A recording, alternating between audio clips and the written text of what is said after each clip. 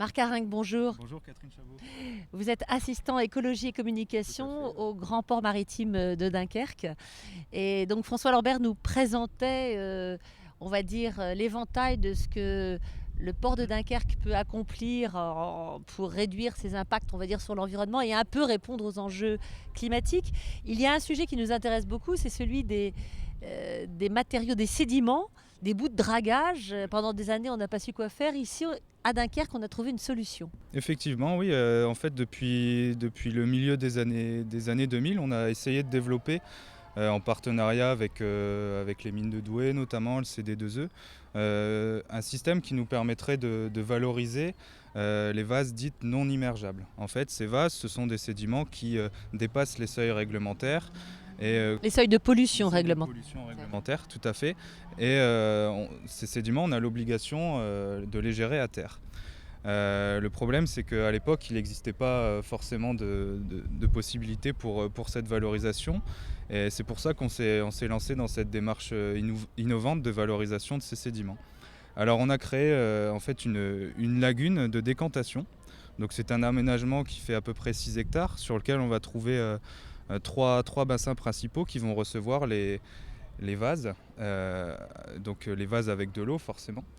Dans ces différents bassins, le sédiment, au fur et à mesure, on va le laisser décanter, on va le laisser sécher finalement, avec un système de bassin de rétention qui va recueillir les eaux qui étaient dans les bassins de décantation. Et une fois que toutes ces eaux vont partir dans le bassin de rétention, il va nous rester le sédiment un peu plus sec. Là, c'est pas encore fini, il faut encore le travailler pour atteindre un degré de siccité. Cicité.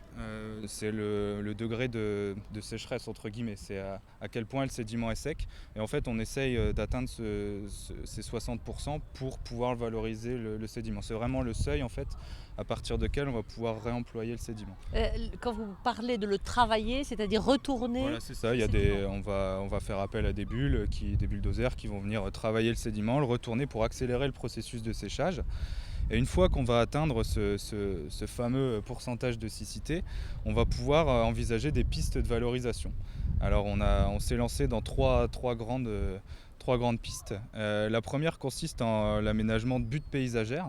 En fait, on va créer des modelés éco-paysagers, on a appelé ça comme ça, composés en partie de sédiments non immergeables qui sont secs et sur lesquels on va ajouter une couche de terre végétale et sur laquelle la biodiversité va pouvoir s'installer. Qui permettent en même temps, c'est paysager, mais ça permet aussi finalement de protéger, puisqu'on est en. Enfin, Oui, on est en milieu la marin, terre, il y a les embruns, tout ça. On protège aussi peut-être de l'immersion. Oui, Non. c'est sûr que ça a une vocation de C'est protection. entre le littoral, c'est vraiment sur le littoral. Là. Exactement, ouais, tout à fait. On ne peut pas être plus proche du milieu marin par le milieu dunaire, bien sûr, mais c'est vrai que cette vocation de protection, elle peut être mise en avant, effectivement. Et après, sur les autres pistes de valorisation qu'on a mis en œuvre, on a les blocs béton. En fait, on a travaillé là très particulièrement avec les mines de Douai qui ont trouvé un système pour incorporer cette vase non immergeable dans des blocs béton qui ont servi à des ouvrages de défense côtière, donc qu'on a installés sur plusieurs de nos digues et qui ont une très bonne durée de vie, au moins aussi bonne que la plupart des bétons qu'on peut trouver.